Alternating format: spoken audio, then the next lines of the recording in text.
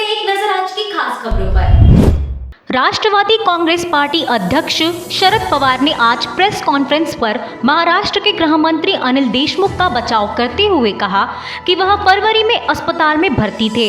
राज्य के राजनीतिक हलकों में महाराष्ट्र को एक नया गृह मंत्री जल्द मिलने की अटकलों के बीच पवार ने कहा कि गृह मंत्री अनिल देशमुख के खिलाफ मुंबई के पूर्व पुलिस प्रमुख परमबीर सिंह की ओर से लगाए गए आरोप गलत है।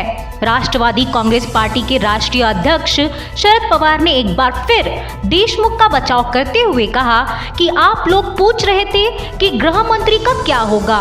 उन्होंने फिर से साफ किया है कि देशमुख के इस्तीफे का सवाल ही नहीं है। उन्होंने कहा कि अनिल देशमुख पर लगे आरोपों में दम नहीं है। मुझे कोविड हुआ था, इसके वजह से नागपुर के एलेक्सिस अस्पताल में मैं 5 फरवरी से लेके 15 फरवरी तक एडमिट था। 15 फरवरी को मेरा जब डिस्चार्ज हो रहा था, तब मैं अस्पताल से घर में जाने के लिए जब अस्पताल के नीचे आया और अस्पताल के गेट के ऊपर काफी पत्रकार वहां पे खड़े थे। उनको मुझे कुछ सवाल पूछना था। मैं कोविड के वजह से मेरे में वीकनेस था, इसकी वजह से मैं वहीं कुर्सी पे बैठ के उनके सवालों का जवाब देके गाड़ी में बैठ के होम क्वारंटाइन 27 फरवरी तक हो गया। 28 फरवरी को मैं पहली बार घर के बाहर निकला। नागपुर क्राइम ब्रांच पुलिस ने कल रात गिट्टी खदान पुलिस स्टेशन के तहत भीवसेन खोरी गांव में हाट भट्टी शराब के अड्डे पर छापा मारा, जिसमें 4,08,500 रुपए का माल जब्त किया गया था। सूत्रों से प्राप्त जानकारी के अनुसार भीवसेन खोरी में कुछ महिला और पुरुष उनके घर के सामने एक बड़े ड्रम में मोहफुली की देसी गांवटी शराब बनाते हुए पकड़े गए हैं। मौके पर 600 रुपए के रसायन नष्ट किए गए और शराब के काम के इस्तेमाल की जाने वाली 5 मोटरसाइकिल बरामद की गई। गिट्टी खदान पुलिस ने फिलहाल रंजना सुधाकर कलपांडे के साथ उसके 7 लोगों के खिलाफ मामला दर्ज किया है।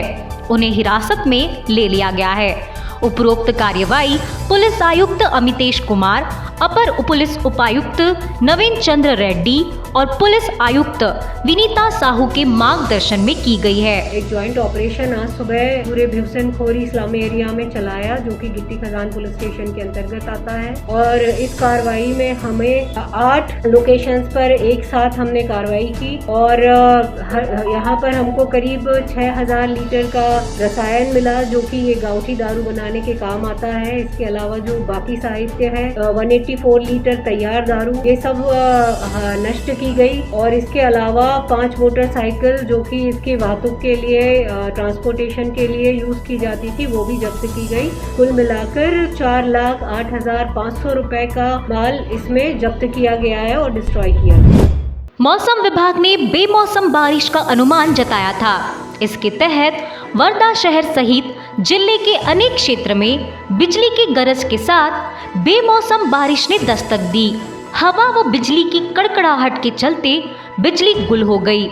करीब 1 से 1.5 घंटे तक बिजली की आंख में चौली चलती रही। बारिश के कारण खेतों की खड़ी फसल व कटाई कर रखी फसल का नुकसान होने की जानकारी है।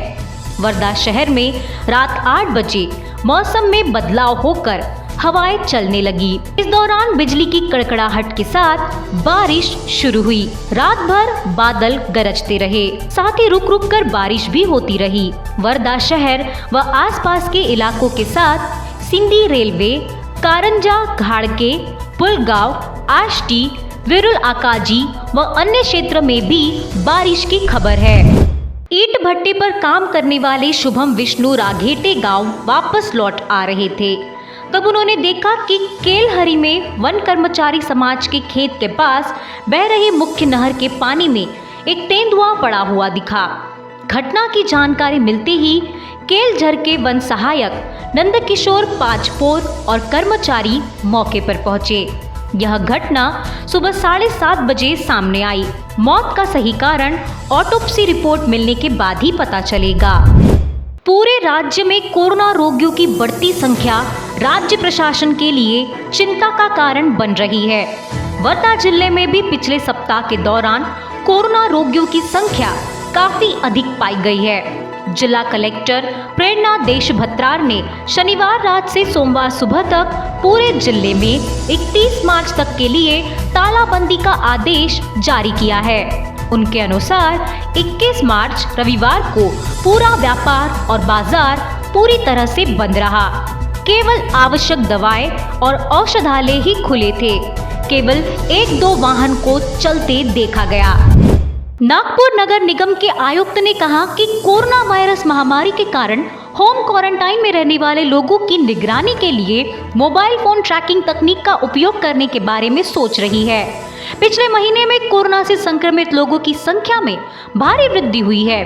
कमिश्नर ने इस बात की पुष्टि की है कि जनता मास्क तथा सामाजिक दूरी का पालन नहीं कर रही है। इसी की वजह से शहर में संक्रमित कोरोना रोगियों की संख्या बढ़ रही है। एक पत्रकार ने सवाल करते हुए आयुक्त से पूछा कि पिछले कुछ दिनों से जनता यह सवाल उठा रही है कि नगर निगम द्वारा होम क्वारंटीन में रहने वाले लोगों की मनपा अनदेखी कर रही है। इस प्रश्न को उत्तर देते हुए आयुक्त राधाकृष्णन बी ने क्या कहा, जरा आप भी सुन ले।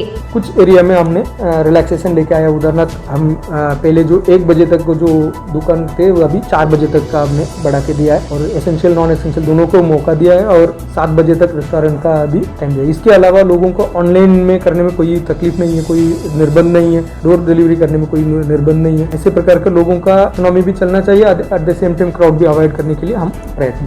जैसे लोग घूम रहे उनके बारे हमारा जो फ्लाइंग स्क्वाड से टाइम एंड अगेन हम चेक करते हैं। जिस जगह पे लोग होम क्वारंटाइन में नहीं ये साबर रहे उनको हम कंपलसरी इंस्टीट्यूशनल क्वारंटाइन में लेके जाते हैं। इसके अलावा उनके ऊपर 5,000 का दंड भी लगाते हैं। इसके अलावा जिस लोगों ने ऐसे प्रकार का कर रहे तो जो आदमी जो नेबर उनका नेबर हमको हमारा जोनल ऑफिस में जोनल कॉल सेंटर में फोन करके बता सकते हैं और उनका आइडेंटिटी हम बाहर डिस्क्लोज नहीं करेंगे और इनके लोगों को भी जो गलत कर रहे हैं उनके ऊपर भी कार्रवाई होगी। मुंबई पुलिस आयुक्त परमबीर सिंह ने गृह मंत्री अनिल देशमुख पर आरोप लगाए हैं और उस घटनाक्रमों के नतीजे पुलगांव में महसूस किए गए हैं। शहर में भारतीय जनता पार्टी के कार्यकर्ताओं ने इंदिरा मार्केट से तहसील कार्यालय तक मोर्चा निकाला और अनिल देशमुख के इस्तीफे की मांग की और तहसीलदार को निवेदन सौंपा गया। मोर्चे का नेतृत्व भाजपा के ओबीसी सेल ने किया है। मोर्चे में कई महिलाएं और पुरुष मौजूद थे। तमाम अपडेट्स में बने रहने के लिए देखते रहिए एजीपी न्यूज। हमारे चैनल को सब्सक्राइब करें और बेल आइकन दबाना ना भूलें।